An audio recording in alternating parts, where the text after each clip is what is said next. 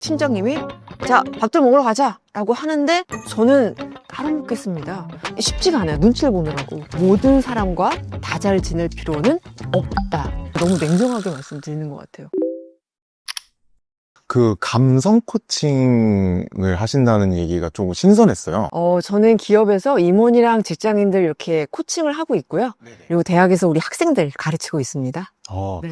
실제로 만나보신 그런 직장인분들이 혼자 있고 싶어 하는 경우가 많다고 하던데. 네, 맞아요. 원래가 인간 자체가 사회적 동물이라고 하지만 사실은 항상 관계 안에 있으면 그 심리적인 배터리가 방전이 돼요. 그래서 혼자만의 시간을 챙기면서 단단히 해야 그 이후에 사람들과의 관계도 이제 있을 수가 있는 거라 노력을 하는 게 되게 중요해요. 호주에서 그 법이 통과됐어요. 연락 받지 않을 권리. 그래서 직장에서 퇴근을 하잖아요. 그럼 상사가 정말 큰일이 아니면 팀원들에게 연락을 하면 안 돼요. 연락을 하면 최대 8,300만 원까지 내야 돼요. 근데 이제 비상사태는 해야 되고. 우리가 살면서 그런 얘기들을 많이 듣잖아요. 나가서 친구들을 다양하게 만나봐. 두루두루 사이좋게 지내야 돼. 뭐 인맥이 넓어야 돼. 이런 얘기를 너무 많이 들었기 때문에 항상 그 강박관념에 쌓여 있어요. 잘 지내야 되고 사람들 널리 알아야 되고. 더군다나 회사의 경우는 성과만 가지고 평가를 하는 게 아니라 협업을 잘하나? 인간관계는 어떤가? 그다음에 리더십 이런 것들을 평가를 해야 돼요. 그러니 신경 써야 되는 건 맞죠. 하지만 냉정하게 얘기하면 모든 사람과 다 잘 지낼 필요는 없다. 회사에서 뭐 선후배 친구를 이렇게 사귄다고 말씀들은 하시지만 그들은 엄밀히 보면 지인도 아니고요. 그러니까 너무 냉정하게 말씀드리는 것 같아요. 괜찮아요. 지인도 아니고 친구도 아니고 그 사람들은 잠재적 경쟁자예요. 승진, 연봉, 대학원 진학 이런 것들을 놓고 잠재적으로 계속 다투고 겨루고 있는 상대라서 굳이 친해질 필요가 있나라는 게 요즘의 트렌드긴 해요. 회사에서 요즘 심리적 안정감이란 말을 완전히 또 중요하게 생각을 해요. 그래서 말해라. 뭐든지 말해도 돼. 근데 말하면 이거 봐라. 그래서 이렇게 되는 거죠. 근데 이게 저쪽에서 듣기에 그런 식으로 받아들여지면 되게 억울하잖아요. 이제 만약에 그런 경우들이 좀 있으시다면 분위기를 읽는 게 좀 중요한 것 같아요. 사람들이 너무 많다. 좀 공개적으로 또 많다. 그러면 이때 얘기하면은 사실 상대방을 공격하는 것처럼 보일 수도 있잖아요. 꼭 그런 사람들이 있어요. 그러니까 따로 가서 얘기해도 충분히 될 건데 이렇게 다 같이 모아놓고 쪽 주는 거잖아요. 본인은 그렇게 생각을 안 하세요. 자기는 솔직하다. 가감 없이 얘기했다. 그래서 요즘 진정성이란 말이 되게 위험한 말이에요. 표현할 때 쿠셔너를 넣으시면 좋아요. 어떻게 생각해요? 라고 상사가 얘기했을 때 지금 말씀하신 거는 요로 저래 한 거죠? 제 생각에는 이라고 하시면 좋은데 이때 그런데 비유티 있죠? 는 사용하지 않는다. 그럼에도 불구하고 하지만 그렇죠. 이런 거. 근데 그게 하버드 비즈니스 리뷰에 실제로 비유티라는 걸 주제로 해서 아티클이 나왔어요. 쓰지 마라. 그리고 라고 쓰시면 훨씬 좋아요. 정면 반대한다 느낌을 좀 안 두시는 게 강도를 좀 낮추셔도 의견 얼마든지 제안할 수 있는 거니까요. 저 사실 책 읽으면서 되게 공감됐던 게 제가 회사 생활이랑 정말 잘 안 맞더라고요. 프리랜서 해야지 나오서 너무 외롭고 너무 불안하고 이래서 이제 다시 회사로 돌아가는 분도 되게 많고 저는 이해가 되게 안 됐는데 그래서 내가 좀 특이한 건가? 나는 왜 이렇게 혼자 일하는 게 편하고 그렇지? 이랬는데 꽤 많은 분들이 그거를 또 원하시는 분들이 계시더라고요. 솔직히 혼자가 편하지 않나요? 가장 좋은 세팅은 나만의 안정된 공간에서 내가 원하는 메뉴를 먹으면서 원하는 유튜브나 드라마를 딱 볼 때가 천국인 거잖아요. 그쵸. 근데 이제 사람과 자꾸 시달리고 다른 사람과 같이 어울리다 보면 결국 이제 혼자 있고 싶다는 생각으로 궁극적으로 가는 것 같긴 해요. 이게 밸런스 같아요. 회사 다니는 사람들은 혼자 있는 시간을 갖고 싶고 혼자 일하는 사람들은 같이 하고 싶고 근데 이제 둘 중에 하나를 선택하라고 하면 제가 만나는 거의 대부분의 분들이 그래도 혼자가 더 낫지 않을까. 왜냐면 이렇게 사람 만나고 나면 그런 적 없으세요? 내가 그 말은 아까 하지 말았어야 되는데 그 사람이 왜 날 그런 표정으로 봤지? 그러니까 사람 많이 만날수록 밤에 잠을 이루기가 쉽지가 않은 것 같아요. 생각이 많아지잖아요. 근데 혼자 있을 때는 물론 외로운 부분이 있어요. 근데 그런 것들을 채워주는 많은 도구들이 또 있잖아요. 요즘은 또 더 많아졌죠. 네. 네, 맞아요. GPT도 있고. 별의별 상담을 다. 아무래도 또 예전에 그런 팀워크라는 말이 있죠. 그쵸. 네, 우리 함께 합심해서 또 이런 문화가 또 강하다 보니까 거기서 이제 지치신 분들이 많은 것 같아요. 팀워크와 협업을 하기 위해서 들어가는 요인들 중에 불필요한 것들이 너무 많다는 거죠. 예를 들면 점심 같이 먹기? 근데 어떻게 보면 자주 먹으면 팀워크가 올라가요. 근데 그러면 매번 점심을 같이 먹는다고? 그 너무 좀 힘들지 않을까요? 가끔 혼자 먹고 싶은데. 혼자 먹고 싶죠. 근데 예를 들어 팀장님이 자, 밥들 먹으러 가자 라고 하는데 팀원들 우르르 나가요. 근데 저는 따로 먹겠습니다. 그러니까 이게 쉽지가 않아요. 눈치를 보느라고. 그런 것들도 팀워크라고 생각하시는 조직 문화도 또 있고, 또 한동안 지금은 좀 나아졌지만 회식 같은 경우도 무조건 좀 참석을 해줬으면 좋겠다. 여러 번 빠지면 협업 정신이 없네. 이렇게 오는 경우도 있고, 그 구성원들 간에 좀 끈끈한 느낌을 좀 주는 걸 원하시는 또 조직 문화도 있고 해서 이런 것들이 모두 다 정신적으로 약간 심리적 면역력을 떨어뜨려요. 자꾸 집에 오면은 눕고 싶다. 아무 말도 하고 싶지 않아. 가족들과도 나 좀 쉴게 라고 혼자 문 닫고 들어가는 이유가 너무 사람한테 지치는 거죠. 친해질 필요 없고 적정 거리를 두면 된다. 안전 거리를 지키면서 가야 더 오래 내가 지치지 않을 수 있는 거죠.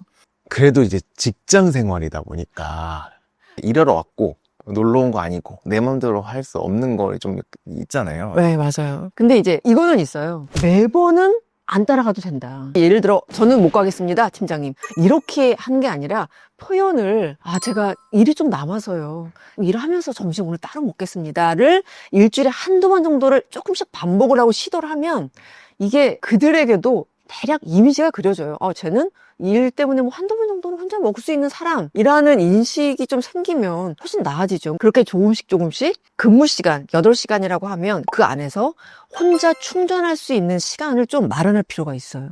안 그러면 번아웃 되실걸요? 퇴근 때쯤이면? 그쵸. 그러니까 이제 그게 쌓이다가 주말이 되면 가족이 있다 하더라도 야, 나 건드리지 마. 나 그냥 누워있을 거야. 아니면 나 혼자 걸을 거야. 라고 나가시는 분도 많고, 제가 얼마 전에 들었던 분의 경우는 퇴근해서 이제 차를 딱 몰고 집에 오잖아요. 그러면 오자마자 딱 차에서 내려 집에 들어가는 게 아니라 시동 끄고 10분 동안, 왜냐면 그게 유일한 나만의 공간이에요. 집에 가면 가족이 기다리고 있어요. 사실 가족도 사람이잖아요. 그러니까 또 가면 또 누군가의 눈치를 봐야 되고 뭐 서비스를 해야 되니까 차 안에서 10분이라도 눈 감고 멍하니 있다가 정신 차리고 다시 들어가는 거죠. 이런 것들이 반복되는 분들 많아요. 그럼 뭐 그런 분들은 좀 어떻게 하면 이 직장 생활 내에서 개인적인 감정을 잘 다스리면서 인간관계에서 피곤함을 느끼지 않고 다닐 수 있을까요? 가끔 그런 분이 계세요. 모든 걸 다 쏟아붓겠다. 근데 예전에 왜 올림픽 금메달 8개 땄던 칼 루이스 분이 이렇게 얘기하셨어요. 이 안 물고 달리지 마라. 그러면은 몸이 굳어서 경기 망친다. 그러니까 미친 듯이 모든 걸 쏟아 넣겠다고 생각하시면 오히려 관계도 멀어지고 성과 내기도 좀 힘들거든요. 그래서 적정 거리가 어디까지인지를 정해야 된다. 괜찮지 않을 때가 많잖아요. 그때 괜찮지 않다는 걸 좀 표현하는 시도를 하셔야 돼요. 예를 들면 정말 재미없는 농담인데 과하게 막 액션을 보여주시는 경우 있으세요? 근데 그것도 사실은 엄청난 에너지가 들어가는 거거든요. 그냥 애매한 표정을 지어도 하하하 예 이렇게 해도 되고, 누가 무리한 부탁을 하면 죄송한데 안 되겠는데요 라고 얘기를 좀 해주고, 그다음에 점심도 제가 오늘 일이 있어서 오늘은 제가 혼자 먹을게요 라고 좀 사소하고 작은 시도지만 그때그때 하면서 나는 여기까지만 가능해요를 좀 조금씩 표현하는 거? 요거를 우리는 사회성이라고 부르잖아요. 상사분한테 이제 막 아첨도 좀 하고, 네, 식사하러 가셔야죠. 같이 가시죠. 이렇게 하면서 또 숟가락이 먼저 놔드리고 좀 이러면 또 사회성 좋다는 얘기를 듣잖아요. 좋죠. 근데 이제 그게 언제까지 가능하냐는 거죠. 내가 이 회사를 예를 들어 한 20년 다닐 거예요. 그 20년 동안 그렇게 하면 나는 어떻게 되겠어요? 잘 맞는 사람들이 있는 것 같아요. 그렇죠? 그거에 힘이 안 드는 사람이 있고 맞아요. 힘이 드는 사람이 있는데, 힘이 드는 사람까지 이렇게 힘이 안 드는 사람처럼 하려다 보니까. 맞아요. 어떤 상사는 일이나 똑바로 하지. 이런 거를 왜 의전을 해? 이걸 또 안 좋아하시는 상사가 요즘 많아요. 그러니까 그냥 무조건 내가 갈아 넣겠다는 생각보다는 상황을 보면서 내 스타일을 좀 살려줘야 내가 숨을 쉬고 일을 하죠. 오히려 거기에 에너지가 너무 많이 들어가면 업무 집중 못해요. 내가 지쳐서. 언제까지 지속할 수 있냐. 가면을 언제까지 쓸 수 있냐. 그거 되게 중요해요. 안 그러면 회사를 나가게 되거든요. 이럴 땐 어떻게 해요? 저 같은 성격은 적당히 아닌 건 아니다. 네. 그렇게 말하고 나서 집에서 막 이렇게 하는 스타일이에요. 차라리 그냥 부장님이랑 같이 밥 먹는 게 마음 편하고. 마음이 약하세요? 신경을 좀 많이 써요. 그래서 그냥 그래 날 지켜야 돼 이러면서 저는 이건 못합니다 이렇게 얘기해놓고 뒤에서 어떡하지? 위에는 괜찮은데 다리는 엄청 떨고 있어. 그냥 해줄걸. 사실 네. 저도 좀 그런 성향이에요. 이런 경우가 있어요. 예를 들면 누가 나 오늘 좀 야근하는데 도와줘. 제발 도와주라. 근데 도와줬었어요. 근데 매번 그 강도는 항상 늘어나면 늘어나지 줄어들진 않거든요. 그리고 맨날 해줘도 안 해줬을 때 얘 봐라. 이게 좀 있어요. 그래서 이제 저도 조절을 좀 하고는 있는데요. 네. 일단은 안 되면 안 된다고 예쁘게 단호하게 말하기. 그런데도 포기 안 하는 분들이 계세요. 그러면 계속 거절 버튼을 누르고 집에 와서 이제 후회하기 시작해요. 하면 내 마음을 좀 리셋하는 몇 가지의 방법들이 있긴 하거든요. 오, 또 생각들이 몰아닥쳐요. 아까의 그 상황들. 그니까요. 후회스럽고 네. 미칠 것 같은 그 느낌. 네. 이제 그러면 내 감정을 다독이는 액션으로 들어가는 거죠. 끓어오르는 물에 찬물 끼얹기라는 방법이 있어요. 정말 불안하고 뭐 걱정되고 여기에 찬물을 끼얹는 건데 내 마음을 리셋하는 거죠. 근데 중요한 건 이런 그 걱정 근심들은 생각 바꿔. 내가 뭐 못할 말 했어? 백날 생각해도 바뀌지 않고 계속 불안해요. 행동만이 감정을 바꿀 수 있어요. 아, 행동만이 감정을 바꾼다. 실제로 감정을 바꾸는 건 행동이에요. 그래서 저는 그럴 때 이렇게 해요. 누웠다가 계속 떠올라. 그러면 벌떡 일어나 냉장고 한번 문 열고 밖에 나가서 거실 한 바퀴 돌고 오고 아니 책 펴서 한두 문장 읽어보고 다시 누워요. 다시 걱정돼요. 벌떡 일어나요. 물 한 잔 마시고 행동을 계속 반복해요. 그러면 좀 전에 그 걱정 없어지느냐? 없어질까요? 안 없어질까요? 없어지죠. 안 없어져요. 아, 안 없어져요? 안 없어져요. 불안하잖아요. 네네. 불안함을 내가 노력하면 없앨 수 있을까요? 없을까요? 없앨 수 없어요. 저도 그래서 잠안 오면 장롱 정리해요. 되게 좋은 방법인데 왜 좋을 것 같으세요? 움직이니까. 그렇죠. 그리고 단순 방법이거든요. 양말 다시 개고 정리정돈되면서 내 머리도 정리정돈된 느낌이에요. 맞아요. 그리고 또 좋은 이유가 그렇게 딱 정리하고 나면 다른 감정이 좀 생겨요. 뿌듯함? 뭔가 생산적인 일을 했다는 그런 자부심? 맞아요. 그래서 좋은 방법이에요. 그런 방법들을 쓰시면 돼요. 또는 게임 한 판? 음악 한 곡? 이게 초점 전환이라고 해서 일단 그 순간에서 일단은 좀 빠져나오게 하는 도움이 되는 방법들이에요. 계단 오르기? 그런 것도 다 해당이 돼요. 저도 사람을 다양하게 많이 만나거든요. 그리고 그 사람들이 되게 저한테 소중한 사람들이에요. 저한테 온 사람들은 다 소중하다고 생각해요. 근데 다만 이게 많은 사람들을 만나다 보니까 아까 말씀드린 것처럼 약간 방전되는 느낌이 있어요. 내 에너지가 빠져나가는 느낌?